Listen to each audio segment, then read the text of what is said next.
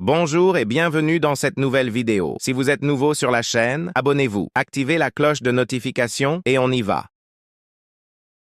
Alors aujourd'hui, on va s'intéresser à l'histoire de la Rome antique. Et ce n'est pas n'importe quelle histoire. On parle d'une civilisation qui a duré plus de 1000 ans et qui a laissé une empreinte tellement profonde qu'elle façonne encore notre monde aujourd'hui. Et ce n'est pas une exagération.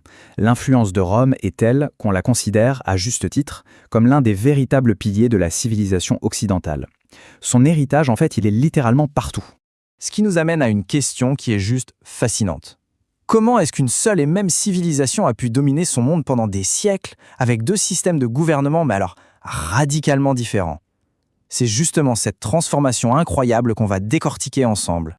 On a donc d'un côté la République, où le pouvoir c'est une affaire publique, une affaire partagée, et de l'autre l'Empire, où là tout le pouvoir est concentré entre les mains d'un seul individu. C'est ce grand écart, ce contraste fondamental qui va vraiment définir toute l'histoire de Rome.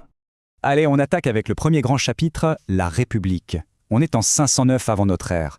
Et il faut bien comprendre que cette République, elle naît d'une révolution. Les Romains en ont eu marre de la monarchie et ils ont mis en place un idéal complètement nouveau pour l'époque, le partage du pouvoir. Et le concept au cœur de tout ça, c'est la res publica. Ça veut dire littéralement la chose publique. L'idée, elle est simple mais révolutionnaire. Le pouvoir, il appartient au peuple. Ce n'est plus et ça ne doit plus jamais être la propriété privée d'un roi. C'est un changement de paradigme complet.